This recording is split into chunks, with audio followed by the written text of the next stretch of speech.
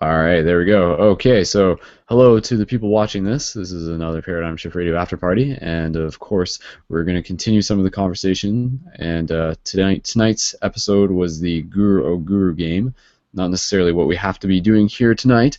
Uh, as it is right now, I'm pretty exhausted, but we got some awesome people here tonight who are going to help share some energies and share some of the conversation. So either Sherman or Narek, or we got Whimsy and Angela and Joelle who are here with us tonight. Any thoughts on what you guys thought of the episode, the idea of sort of innately or intuitively tapping into the idea of answers from within to whatever question it is that is being asked at the time? What did you guys think of tonight's episode?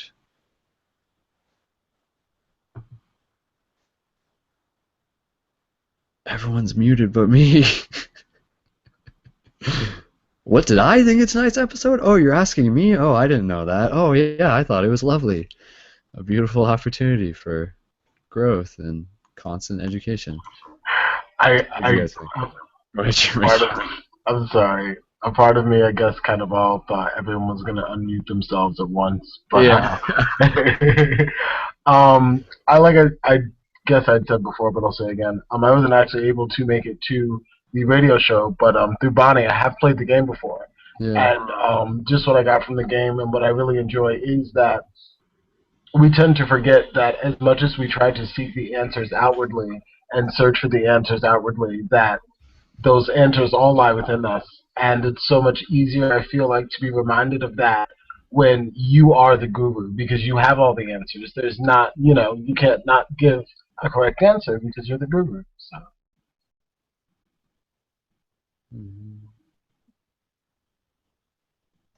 Nark, what were you guys talking about a minute ago? Was that something? Uh, yeah, I was basically saying something along the lines of what Sherman just said about how each individual has that certain truth inside of their own consciousness, inside of their own mind, their heart.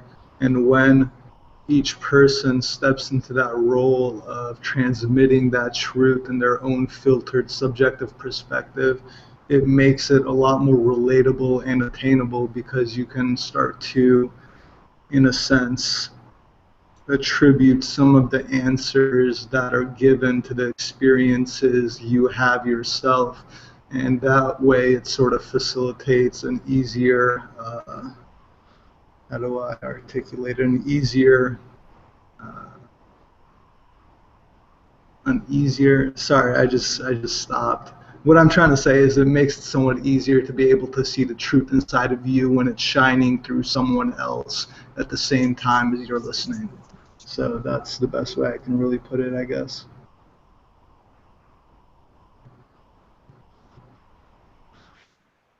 Yeah, it's a beautiful exercise, a lot of benefits, and I think one of the ones that really helps to tap into is something that's long forgotten in us, which is that clarity that we had as children before we got, insanely programmed, and when we're able to see the world through clear eyes without filters, and just be present and be appreciative and enjoying exploring, and it's like, oh, what's that? Just you go do it and you figure it out. You feel it, you experience it, you touch it, you smell it, you feel it, and how conditioned have people become to doing all that through all the filters of the mind, and have it all be just this intellectual game that actually keeps us very disconnected from that natural flow. That's our birthright. That's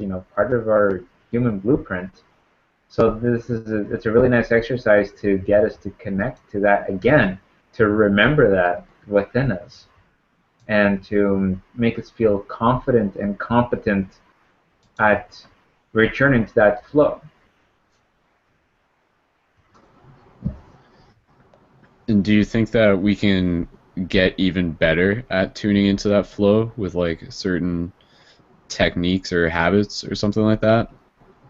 Oh, absolutely. I mean, every realm of spiritual development or self healing or personal growth is exactly for that purpose.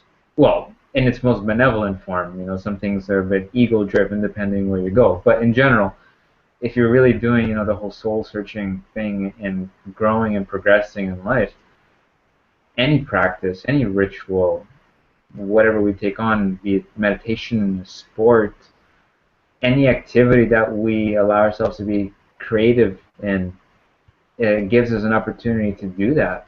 But I think the key is to be consistent about it, to keep the practice growing, not just have it be a one-off. I tried that, that was nice. It's not like that. We've been conditioned for way too long to just have it reoccur back in the snap of a finger. It's like meditation, anything we pick up, it has to be a maintained practice, and then it becomes second nature again. And I think that, as children, we can all have our different recounts of what that was like for us. But we had that innocence of how we experienced things, and we didn't necessarily have a lot of reservations and holding back or fears and about going and doing something and experiencing something until our parents told us not to, or something like that.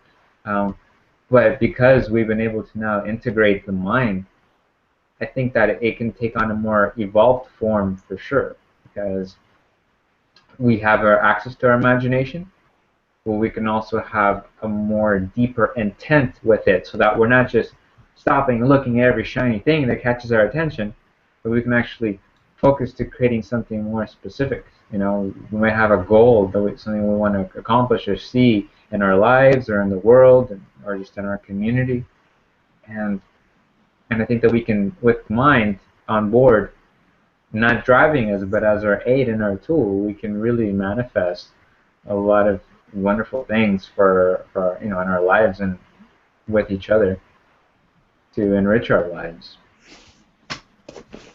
Mm-hmm. Hey, Kristen, I like your shirt.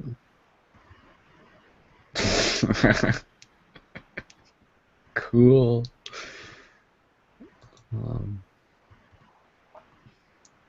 And I like the idea that there's like so many more questions that we could have asked.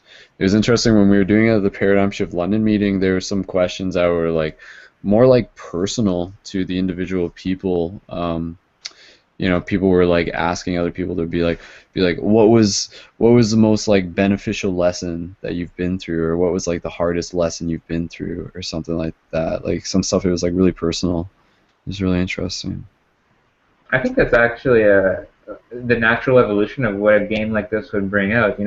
Initially, Yeah. we were sparked to ask these abstract things. What is a chair? What is blue? Right? Just to kind of play with it. But then when we get comfortable with it, we move from the abstract into some, more personal, and to really seize that opportunity and be like, okay, well, what's the mirrorage that someone else can, feed back to me? It's an opportunity for you to explore the deeper, less comfortable aspects of yourself once that comfort is established. It's kind of part of that, doing that shadow work with yourself. I Mm-hmm. think this game also has a wonderful opportunity to do that. For sure. I'm gonna stop talking for a minute, so anybody else feel free to jump in. Narek, you always have interesting things to say. Why don't you unmute? I don't know. All I really have to say is maybe during the Guru game, simply have no hesitation when answering to be able, and to be able to access that state of flow more fluidly, because it felt like a lot of times people can stop and think ahead of what they're trying to say and sort of filter it to their own perception, maybe like texting or something, you get a chance to edit things, but if you just simply say what's in your heart and your mind, it comes out almost unfiltered and is a little more raw. I don't know, that's all I was going to add. And also, good night to everyone, because I'm about to head off. So yeah. That's a good point, though. Yeah, I know what you mean, man. Like I sort of, I mean, just kind of like on that point, just before you head out, like I sort of noticed that with some of our responses is that, yeah, it wasn't so much like us like in the zone as much as it was just like us answering it the way we normally would. Whereas, yeah, I think the intention is to sort of like kind of let go of what our preconceived notions are and then answer it, sort of thing. There's like a two-step, multiple-step process, opposed to just like, what do you think about this? It's like, yeah, it's a bit different. Subtle, but different. Yeah, I wasn't all the way in the zone tonight, so I didn't really get out what I really wanted to say. So, Okay. yeah. Probably a But good footnote for doing this game is to do that meditative process first before engaging in the game, so that we can be more in the zone. Mm-hmm.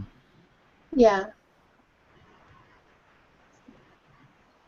All right, guys, I'm gonna just step away for a bit. I gotta take care of some things, but I'm sure you guys will be able to keep chit-chatting as you can. No, just casual and stuff. I think it's kind of everyone seems kind of like the quieter night tonight. So, is everyone here tired? Am I the only one? Yeah. Yeah. All right. We'll go. We'll see what's up at like 12 o'clock, and if we want to call it an early night, that's not a problem with me. So, just means I'll get to shut off my computer early. So, cool. Okay. Okay. I'm just stepping away from the computer. I'll be back though. Okay. You guys rock. Bye. Love All you. right. Bye. Okay. So what are we wanting to talk about, guys? Are we still wanting to do questions or anything we want to talk about in particular? Well, Kirsten, from what I can see here, aside from everyone else is muted, and only one other person has their camera on. So why don't you maybe bring up something engaging that, if you feel so inclined, maybe something interesting about your week, or I don't know, something that stands out. Well, I had a pretty good week. You know, I last weekend I went to a wedding, and that was pretty cool. And then Halloween was cool, and got to dress up as a fairy. How was your guys' Halloween? Actually, I don't participate in any of that stuff, like, at all. I've Okay. I've I've done it before, obviously, like as a kid. I think that everyone goes through that, but Yeah. in my process of my ultimate pursuit of truth, um, it has really come down to falling away from all the things that I see as distractions. And I know that Yeah. people kind of counter argue and say that, well, it's just fun, just chill, relax, have fun, and all that. And it's like, I get that. I do get that. But my heart and my soul just isn't there anymore. It's like I can have fun and engage and enjoy in deeper, in what other people might call boring or serious things, but yet in the simplicity of more spiritual pursuits, I can Yeah. feel so liberated and content and happy, and also share that space with others, who might be on board, so Yeah. because when I look at the whole thing of Halloween, and screw even the source of how it all got started and all that, just looking at where it's at, um, it's like just another excuse to have a party for most people, Yeah. or or for parents to practice babying their children, because like when I wasn't participating, but my mom was giving out candy, and um, the door is right by where my room is here in front of the house, and I swear every child that was coming through, there was a parent with them. And I Yeah. remember when I used to go out for Halloween as a kid, our parents maybe came along sometimes, but they weren't like right behind us, They were sort of like walking on the sidewalk, taking their time as we were going from house to house. Now it's Yeah. like I see people being so much more like, oh, gotta make sure our kids are safe, and you never know Yeah. what might happen. It's like this is goes to show the amount of fear and indoctrination that people have fallen under, and Yeah. anything that supports that kind of way of being and thinking. My default now, personally, is just to unplug from it and expose it for what it currently is and represents, rather than Yeah. just doing it because it's what they've always done, and this is now how they do it because you've been conditioned to do it this way. Yeah, I completely understand what you mean and stuff, because I remember when I was a kid, I didn't really have my parents with me either, going many places. And now it's like everyone has to be with their child, and they think that their child is going to get abducted, or, something bad's going to happen and stuff. And, like, Halloween has become very dark. And I think Halloween could be fun, like, as in dressing up as, like, what you want to be, or like fantasy things, and what costumes you want to dress up as. But a lot of people think of it as like zombies and blood and guts and stuff. But I don't know, I always thought of it growing up as being getting to dress up and being like a princess, or such as a fairy, or just, I guess, things that you wouldn't normally be in regular day life, I guess, in regular society and stuff, which I think it's fun that way, because when my friends and we get together, it's always just fun, and we're just talking and hanging out and stuff. It's not necessarily like party and stuff, but a lot of people do think of it as more like, oh yeah, let's go get drunk, man, and let's go meet ladies and stuff. But it's just but yeah, I completely understand where you're coming from with the whole aspect of not celebrating it and stuff, and doing your own research and what you like to do instead of participating in what everybody else is doing. I understand that, because, like, I even think, like, should I be celebrating Christmas or anything? Because, like, I don't know, because people always buy presents and stuff, and it's all just consuming, like, oh, we gotta go buy this greatest gift for this person, and they're gonna love me because I bought this for them, and I think of it more now as just giving yourself to the people around you, the love and happiness, and bringing up memories of good times and laughing and having a good time. But now it's just more materialistic things people get happy about and want.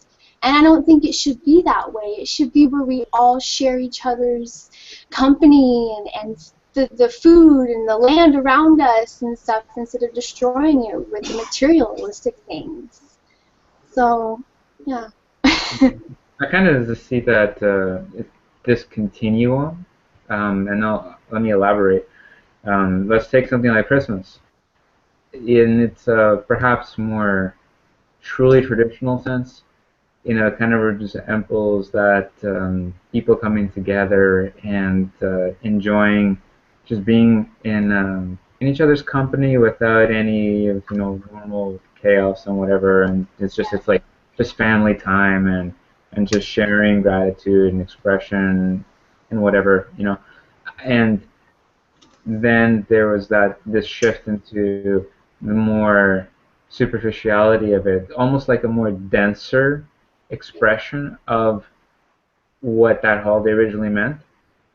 And then on the other side of that continuum, kind of like where I sort of float personally, is that it's like we don't need any day to practice these kinds of habits. And what I find is that, and I can't speak for the world at large, but I will speak for a more immediate environment here, in Ontario, in Canada, and North America, that the we have very we don't have many rituals or habits, or not habits, but things to bring people together that aren't superficial. And and it's like when these things do come up, like a holiday, people Yeah. look forward to it as just an opportunity to get away from something that's mundane or taxing and tiring. And I see like the more positive expression of what we could be doing instead is using any opportunity on any day for no necessary reason other than just to come together and enjoy each other's company and to create something, have a day where you can all do artwork together, a day where you all go for a get together, people go for a hike together. Yeah. Not because we need to go and get away and have a break from chaos, but because that is our way of being. Having circles of camaraderie, not every Friday for a paradigm shift meeting because that's our routine, but just because that's our way of being. So not needing to wait for dates on a calendar for things, but to take the initiative and create our own rituals, create or that can evolve and shift according to whoever participates, rather than have something be stagnant and fixed, like the mundaneness that we do with every holiday that comes around. Yeah. Like with each passing Christmas that has come, like I'm there. Like we celebrate with my parents and some family friends every year. It's the Yeah. same, more or less the same thing each time, and I feel more and more disconnected from that. Not really necessarily wanting to go, but now being a bit more neutral about it. I'm like, whatever. If I'm there, I'm there. If I'm not, I'm not. But just making the best of the moment. But so I kind of try to bring in a little bit of holistic, uh, just some to differentiate from what people typically do. Like, I'm definitely the black sheep among all that because, like, last year, I remember what I did for everyone is I participated in a workshop where we were creating products from natural ingredients like soap, shampoos, bath, Okay. soap balms, things like that. And so me and the people that were participating, we just made a bunch of things, and then we just swapped and all the things that I took, that I brought back, that I made, and the other people made, I used those as gifts for everybody who I Oh. spent Christmas with. And this year, I was initially thinking of not giving any gifts at all, but just being there, just being present. Or if I do something, it's going to be something even more simple. With Yeah. I'll do like a custom because I like making holistic foods from whole ingredients. So I might do like a custom chocolate for everybody, something like that. And I'm not gonna wrap it up or anything. It'll just whatever. I'll make it like a neat little package. But it's like just to for me, it's just like to re-enliven simplicity, and that we don't have to be elaborate, and we don't have to wait for any given time to express our creativity and gratitude. Yeah, we really need to work on restructuring our own rituals in the society to really bring back some true connection and zest and life to to our lives. We Yeah. really,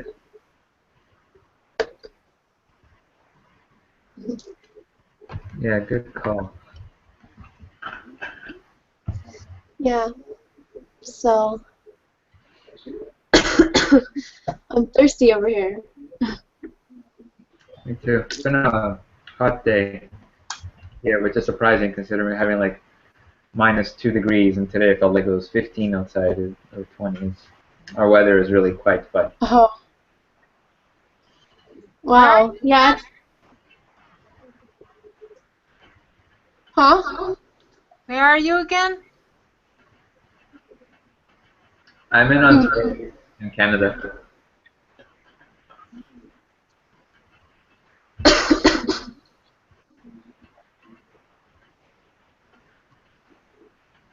Yeah. Over here in California, it's like in the high 70s, low 80s. So it's pretty good. I Yeah, you love guys it. have, you guys have warm climate all year round, though. Yeah. I love the hot weather. I'm not a cold person. Yeah, I mean, I don't know how I've endured all these years here in our really cold winters with.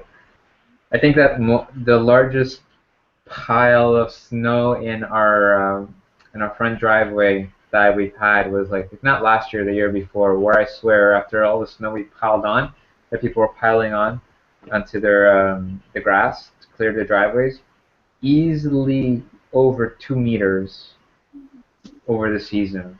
Like it was a lot. Wow.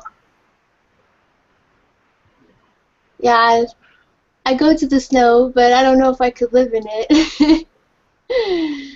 I think Did you people Oh, see, are. did huh? you Go see ahead. the mug that I posted? What did you post? The mug? I made it and then I posted it. Oh, Oh. Uh-huh. What's Zazzle.com? That oh, that's an online store. I remember this. Oh.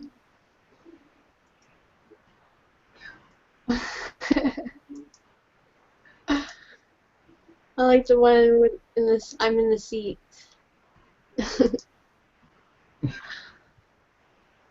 So Kristen, you can buy your own mug. Yeah. Um. So.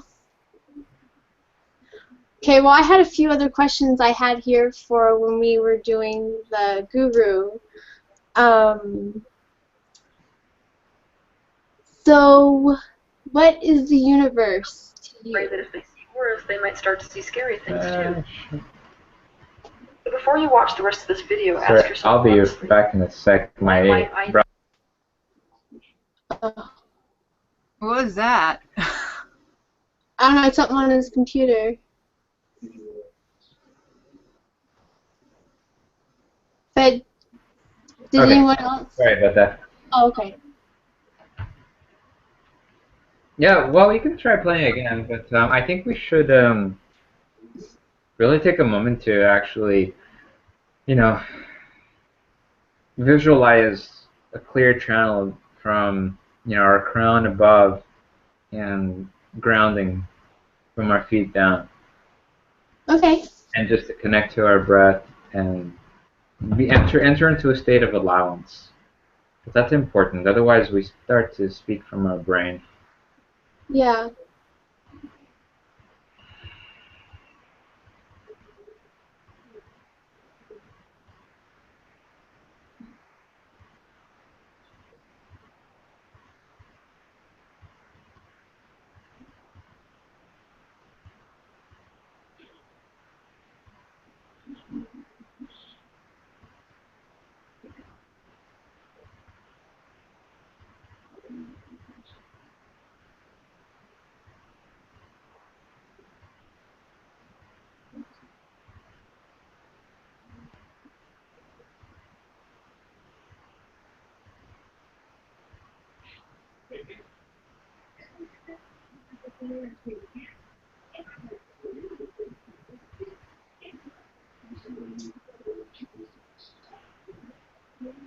That feels a lot better. Yeah.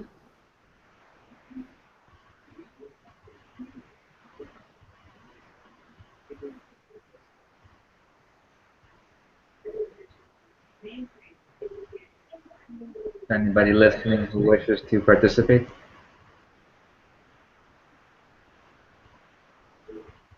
Sherman, would you like to participate? Sure.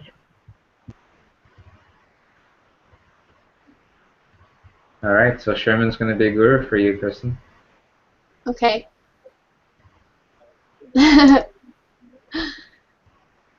So, my question was, what is the oh guru, oh guru. What is the universe to you? The universe to me is everything. The universe to me is the true expression of the self, the living of life, the fulfillment of the moment, the expression of the self, which is a reflection of the greater whole, which is the universe. It's just all one and the same, reflecting upon each other, constantly shifting and changing and reflecting, all in one glorious, magnificent movement.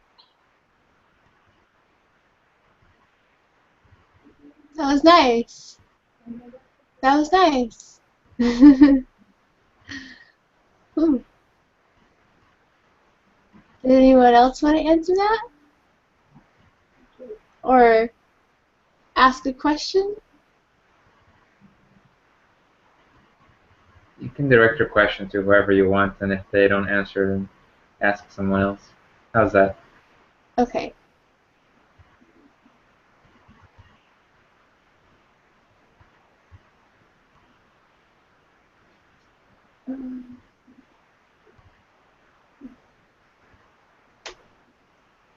Okay.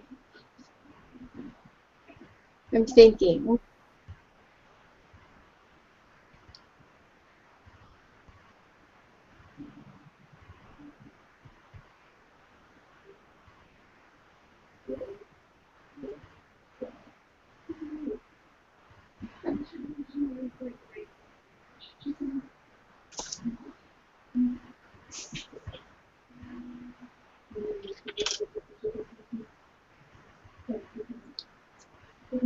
Okay.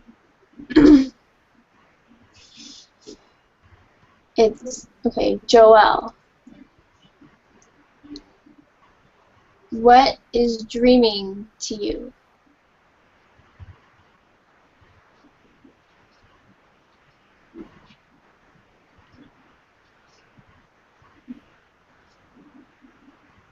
To me, dreaming is just another realm to play in. It's like the physical density that we occupy here, but it's the realm where our spirit body gets to play and explore free from the attachment of the physical body. So I imagine a playground much like this, but you're free to fly, to float, to travel from one terrain to another and create any adventure you like where you live as though the imagination is the field you play in. When we're in our bodies, we feel that the imagination is this unreal place where we just create an image, apply no particular significance to it. But in the dream world, the imagination becomes the reality. And it becomes also an interesting place to look at better understanding what motivates us in our real world reality. Because if we actually engage the dreaming process to lucid dream and to remember the dreams, we can pick out the archetypes that that occur in our dreams. For example, maybe you engage with animals, or you perhaps are playing the role of a warrior, or perhaps you're a lover seeking, how to win the heart of someone else. Perhaps you're just an adventurer exploring another world. Like, I think we can look at those patterns in our dreams and translate them to our life by looking at what is it that we're doing in our dreams and seeing, are we doing that in our physical life? Because if we're not, then maybe that's a sign to express for us that we're holding back in what we really want to be doing with ourselves. So the dreams can then become not only they can become a tool for us here in the physical life.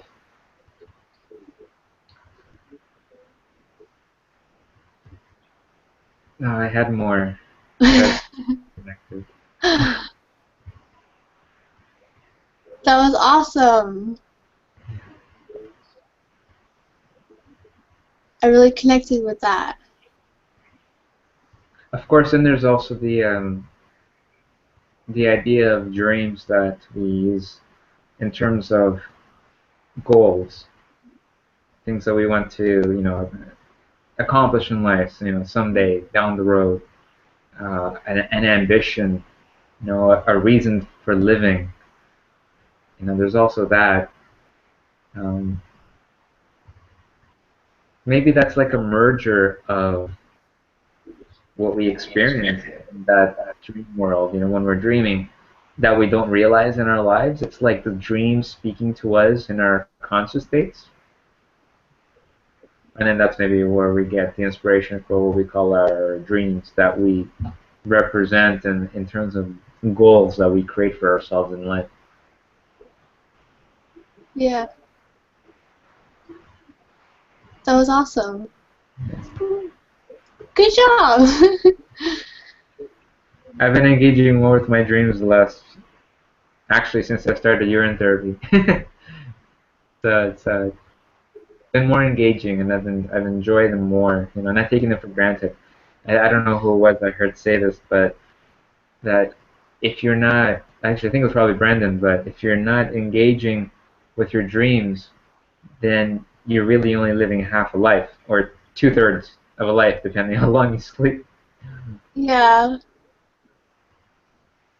Wow, yeah. That makes sense. That makes me think a lot. Oh, because I've been having so many good dreams, and wow. I never really used to dream like that, and it's awesome to be able to remember them and experience this other side. Because I was asleep for a while where I wouldn't dream, and just thinking about all that just makes me emotional. it's And, it's it's awesome.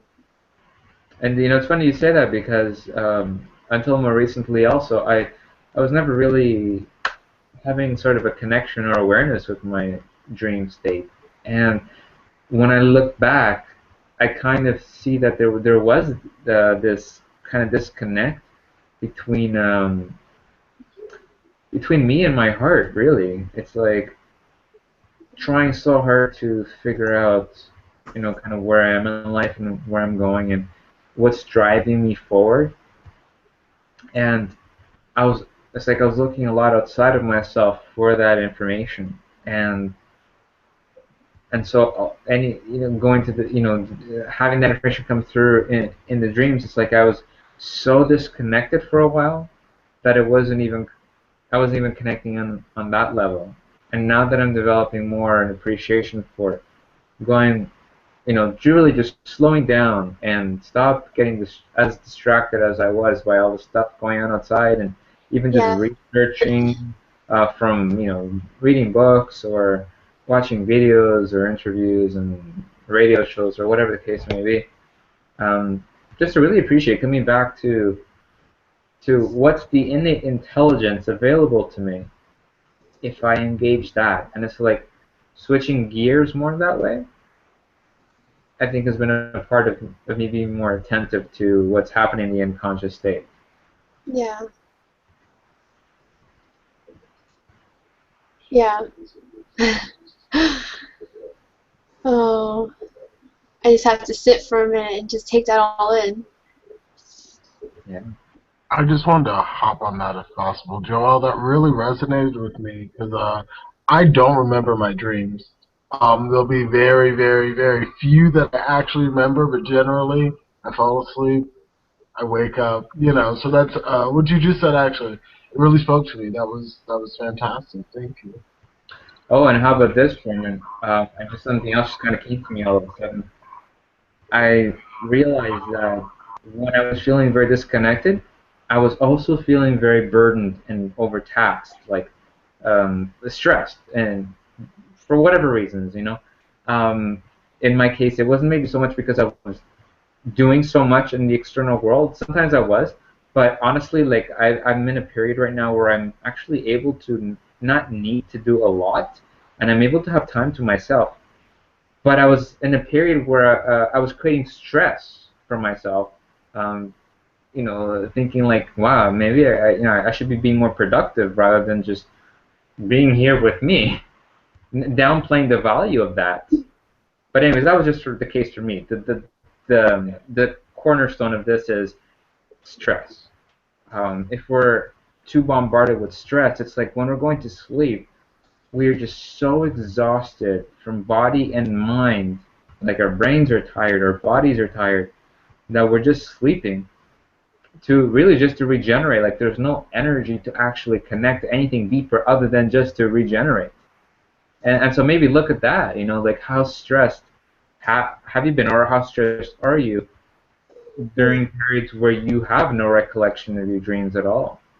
And then when you do have recollection of your dreams, are you in a more graceful flow with your life, in a more greater appreciation, and just things are able to slow down, and you are appreciating the time that you're spending with yourself, and see if those are contributing factors to your dreaming or lack thereof. Yeah. I find that spending time with yourself really does help, and getting out there in nature by yourself too. And I meditate underneath a tree here in my apartment, and I hug a specific tree too, just because I love that spot. And I like connecting with it, and just being there, and not really caring on who sees. And I want people to see, because I want people to want to connect with something other than what they're connecting with right now. And Like one of these. yeah, a phone, computer, anything that's distracting you from what you could actually really be experiencing, that's awesome, and good feelings, and love, and joy, and yeah, my dream too is basically to continue showing and teaching people and stuff, because I think that it's just amazing. Everyone should know this and want to do this. Yeah. I think that we need to begin equipping ourselves with tools and inspiring others as well in this process. Yeah. Tools that can help us to be present, because honestly, all this kind of abstract and spiritual stuff is very difficult to get a handle on, because it requires consistency and to build and grow. Much like how we've been programmed and indoctrinated, that took place over many years in our life. So to undo a lot of that, or to sort of rebuild and restructure ourselves, is also going to take consistency of practice. So we really need to equip ourselves with strategies to help us to do that. And maybe that's something we can talk about. Like I can throw out some recent ones that I've discovered. I recently decided to get an animal companion friend, and I got a rat. And I just kind of felt like I wanted to do it, but I didn't really know why. And it wasn't until after I got him that I realized why I did. It was to give me an opportunity to express love and to receive love. Because I don't have a lot of opportunities to do that with people, or I hadn't had, because I was kind of secluding myself for a little while. And when I got him, it was just so nice to have that with an animal friend. And so that's a really wonderful strategy for being present, is to have an animal companion. And I don't like calling them pets. I don't like thinking them as like things that we own or lesser creatures. That's why I like calling them animal friends. Yeah. You know what I think? I think that yeah, that the spiritual side of people or whatever is really hard to get in touch with in most cases. That's like like with me, for instance, I have to constantly work on myself, but that's because I'm already partially there. Because, I mean, if you had brain surgery and almost died, then you're almost there. You've already been there. But in the case of the normal human being, I would think that it would take a while to get to the point that I'm already at.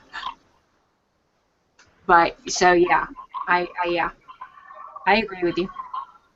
Angela, are there any strategies that you've used that you could see as helpful suggestions that even other people could pick up on to help them, be present and connect with themselves? I'm not going through life the same way most people are. I'm going through life very messed up, and I wouldn't wish it on anybody, to tell you the truth.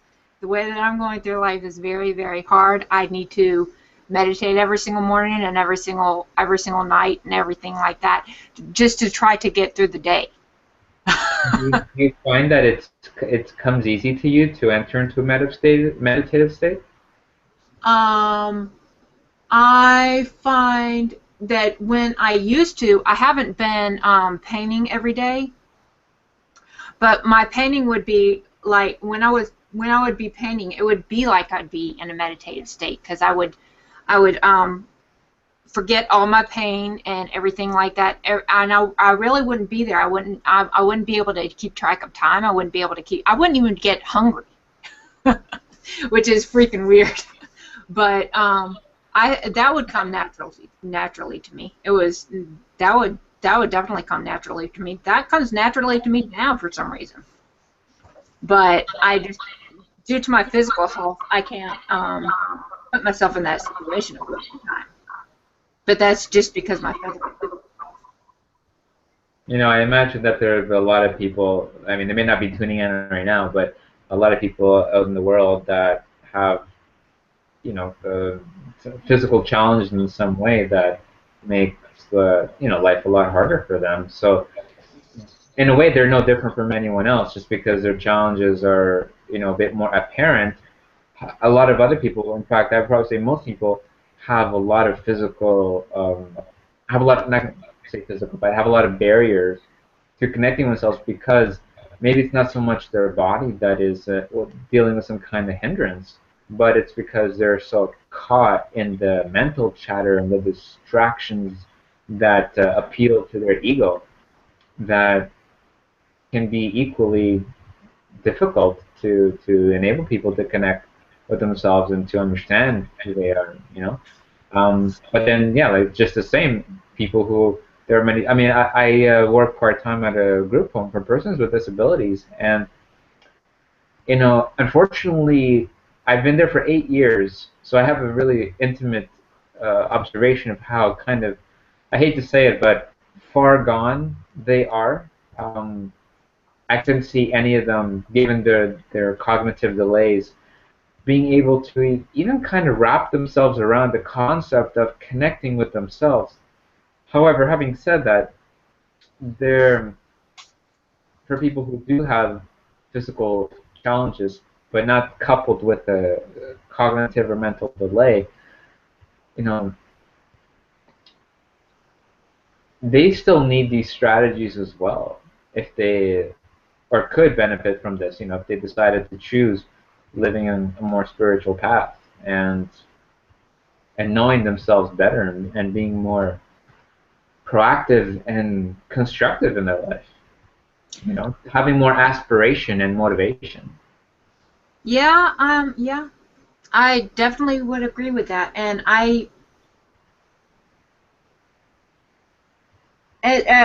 at first, when I first got brain surgery, I went around like I felt the need to prove to everybody that I had brain surgery, that I actually wasn't making it up.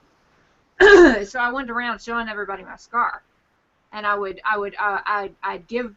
paint, make paintings, and give them away to everybody. Just give them away. Give my paintings away. I did that for years. I did that for a few years, and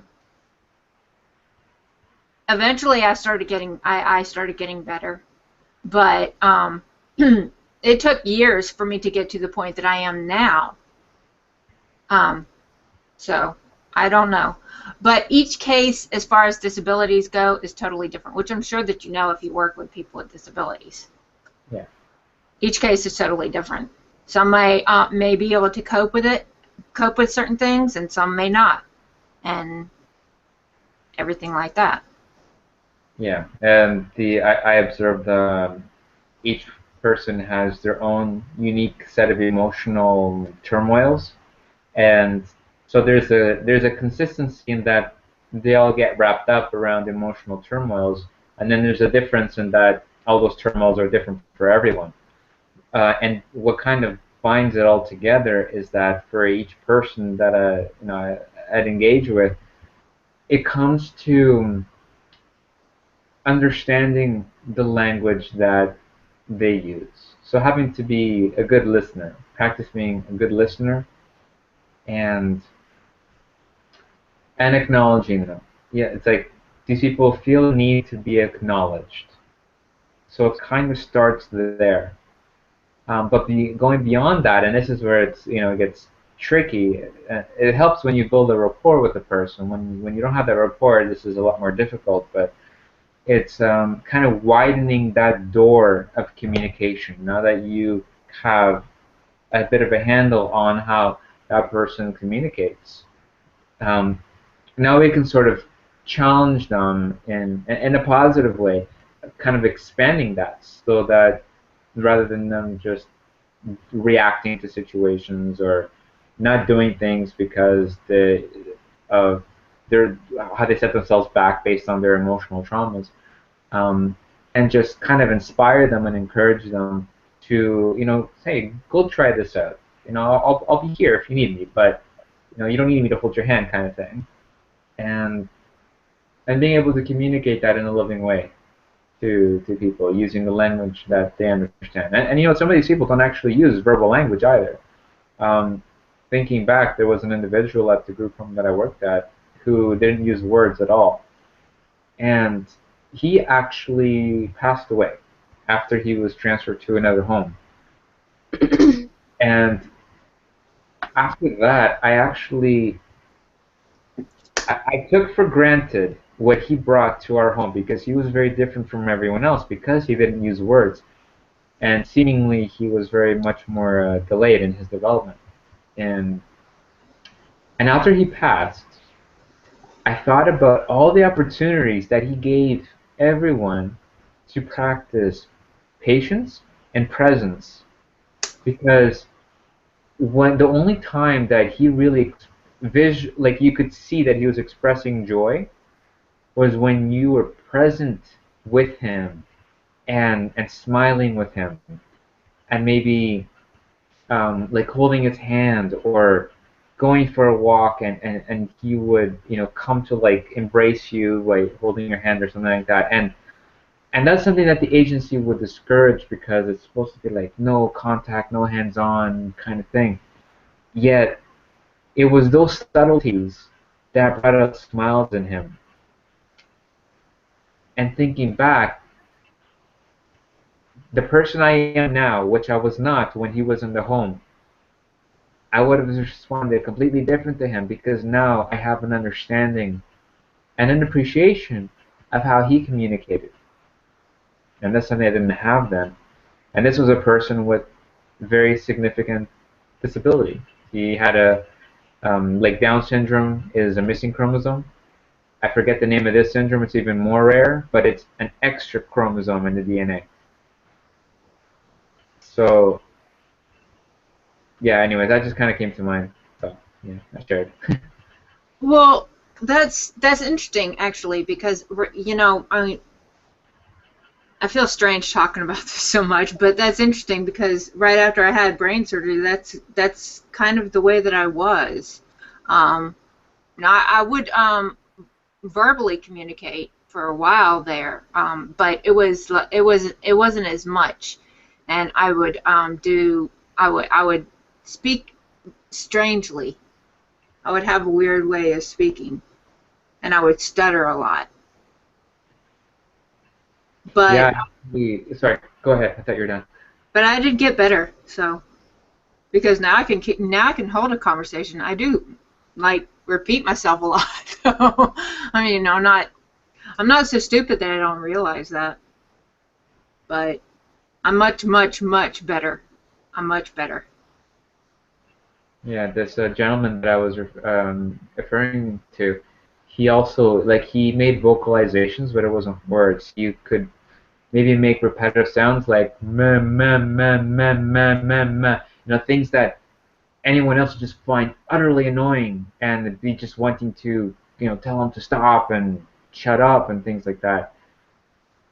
And looking at that, I see it as he was expressing a need for for love, for affection, for being connected, because he wasn't being given that, because he didn't have a way to engage that was more normal, and no one really kind of respected that.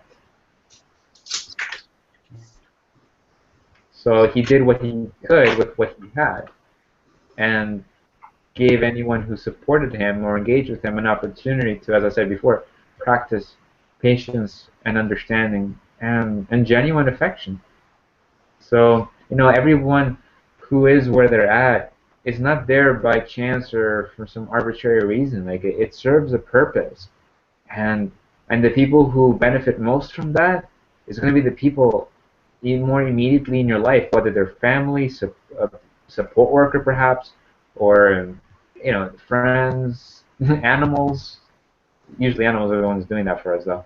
Um, but yeah, you know anyone who has a very obvious disability is really a treasure in disguise, because you really give an opportunity for people around you to really practice beautiful acts of compassion, affection, and love. So it's an opportunity for them to really grow and show the better side of what it is to be a human being. Can they transcend the daily chaos of life and the distractions and be reminded to be present? I think that anyone who has a disability is really good reminder for that, an opportunity for us to do that. That was so cute. I'm sorry. I wasn't expecting that. Sorry. Go ahead. I'm done. Oh. In fact, I'm done talking. You guys should take the reins here. Okay. Well, I was gonna say I also work in a group home dealing people with disabilities too, and I used to work with autistic children. And what you were saying about one of the guys who couldn't talk, well, I also had to deal or take care of a person who couldn't talk as well, and there was actually two people, and it was a bit challenging, but it showed me a lot about myself and a lot about other people, and I feel for them, and I felt at first very sorry for them, and because they can't have a normal life, but that's why we're here taking care of them and trying to make their life better. And with the guys I work with now, I mean, before I came to this house, it wasn't balanced. It was chaotic there, and then when I stepped in, it just everything became very peaceful. And like my manager, he thanks me for that, and I just think of it as an accomplishment, because just me being there and with the clients there and stuff, just seeing them accomplish many things that I've already seen, and I have been there to see that, and it's just a really good feeling, who they are. And we've seen a lot of great changes, and it's very inspiring to me too, like with things I want to do in my life. So they're also teaching me something, and I'm teaching them something in return, and it's so cool to be a part of that.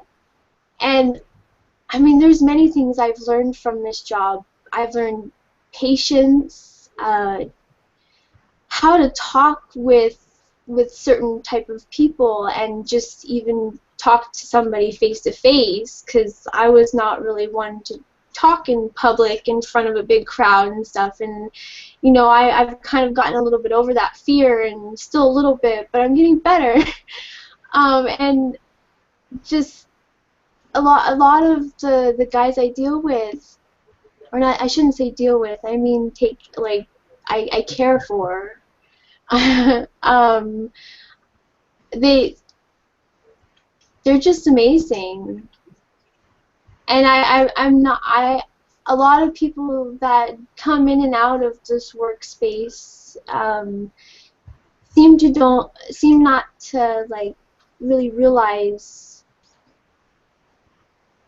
just a lot of the things that are around them, with the potential that these people have, and what we can do to help them, instead of just their, oh, I have to work, or, you know, but you know, sometimes it is, you know, challenging for me, because mentally, because you have to really listen and think, and sometimes you have to think on your toes too, and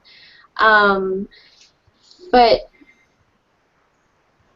yeah, I think this job is rewarding, and taught me a lot of life lessons, and I think that it probably has taught you a lot too, huh, Joel?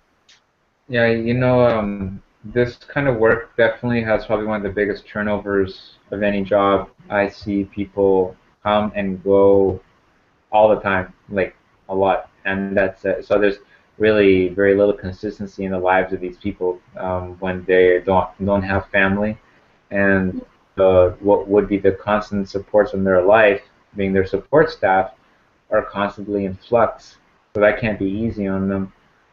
And and a lot of my colleagues, I know, like I'm pretty empathic, so I feel kind of where they're at with, when they're there, Yeah. like what part of them is there, and the majority of the time they're just there because it's the paycheck. Their lives are hard.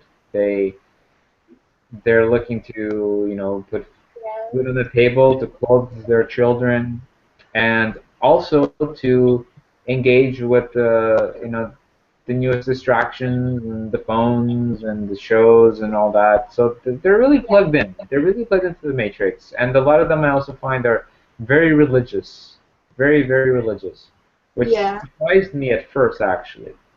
Um, so it's quite a mixed bag as far as where people come from to be supportive. I think people start off with good intentions, but because the nature of the job, it begins to, if you don't put up healthy boundaries, and if you don't recognize the purpose of you being there, and if you don't recognize the gift that these people are putting forward truly, and if you lose yourself in the indoctrination of what your organization says you got to do and not do, and the social services mandates and all that, just, there's all these layers of interplay. It's really quite insane, actually. Um, then you begin to disconnect, and I did that. I will admit that I did that. And if I were to be very honest with myself, I would say that I failed.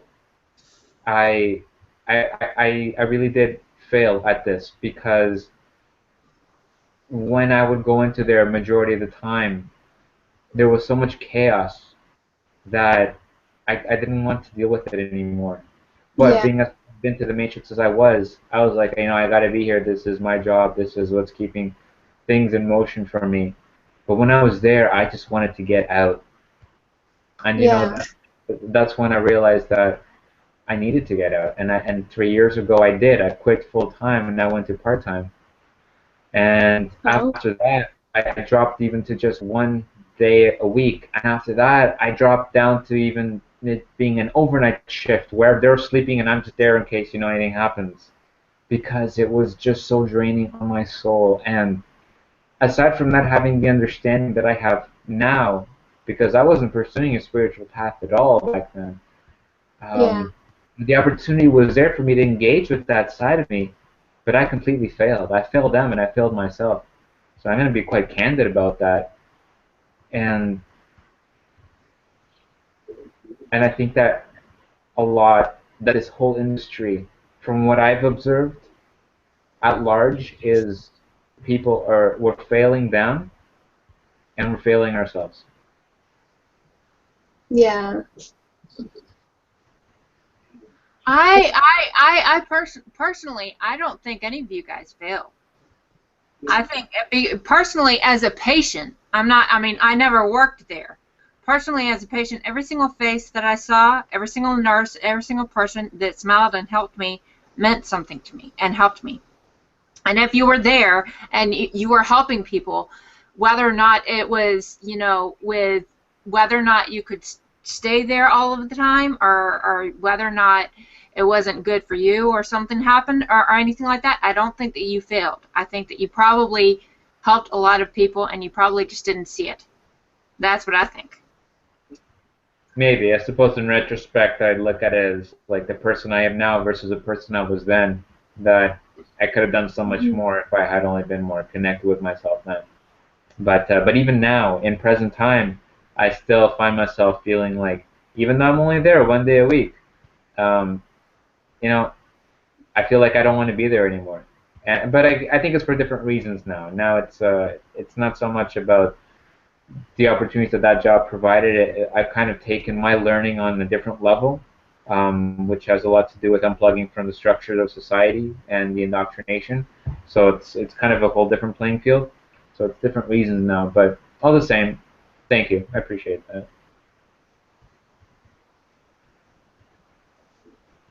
Yeah, I resonate a lot with you, Joel, sorry.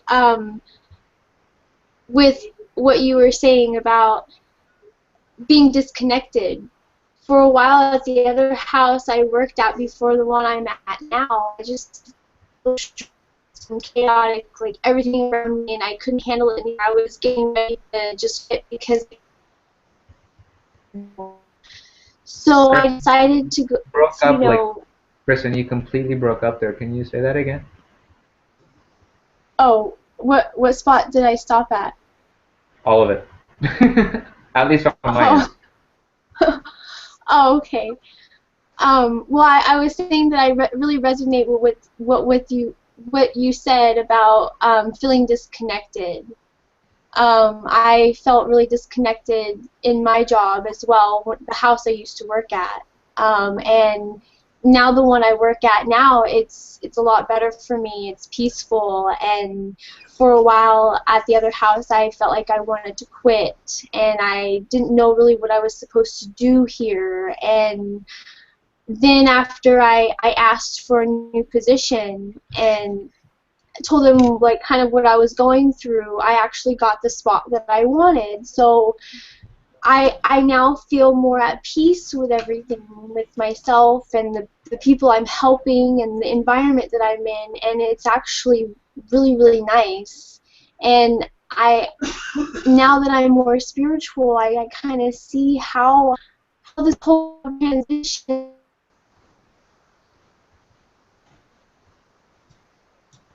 Kristen, you blanked out on us.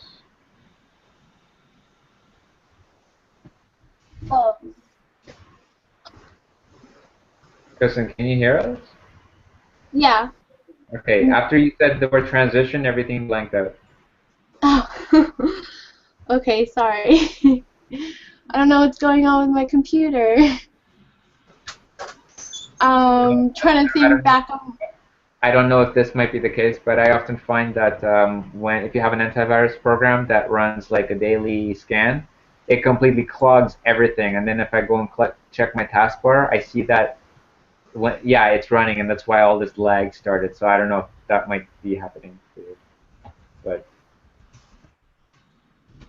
Hey guys, you guys can hear me? yeah. Cool. Are we okay if we sort of wrap this up soon? Just my computer needs to be turned off. It's making too much noise. So. Okay. We can start a fundraiser for Well, we can all continue. the computer. Yeah. I mean, you guys can keep hanging out, but I'll have to turn it off, which will stop the live broadcast. So, um, but if you guys want to make some like final like summarized points for the people watching this, you can do that. That's cool. We actually Okay. have fun with it. Well, we could finish this conversation up a little later, or I could say something right now. Yeah. Any closing thoughts? We'll do that now, and then I'll have to turn this off. Okay. Well, I'll just say that it was really nice talking to you guys, and you know, we could chat on Facebook or whatnot. But you guys have a really good night and sweet dreams. Sure. Yeah. Anybody else have anything to say before we say farewell? Joel's thinking. I was trying to see if my heart had anything to say. What is a chair? You know, just spend more time with yourself. I've been fortunate to have this opportunity these last few weeks, especially as I've kind of changed gears in my life, to spend a lot of time with myself. And it can feel unnatural at first because you're not used to what's lurking behind the shadows that you never had time to turn the rocks over for.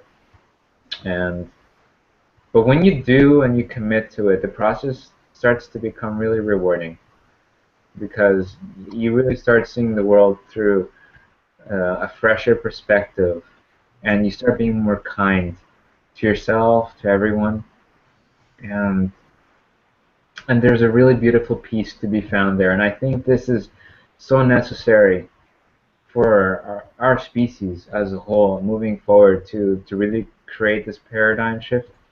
Um, you know, we're all doing our part, but imagine how much more we can do if we do commit that time to spending, you know, with ourselves and knowing who we are, so that our efforts aren't divided, aren't convoluted and short-lived, but really divinely inspired, so that we can really build on that chain and enable others to do the same. So, yeah, spend time with your heart. Cool. Anybody else? Anything to say? That was pretty good. Yeah. Good. All right. Okay. Well, we'll wrap it up there. So, thanks again, guys. That was fun. Good times tonight. So, all right. So let's say goodbye to the internet. So, bye, internets. Good night. Bye. Bye. I love you. Peace and love. All right. Thanks, guys.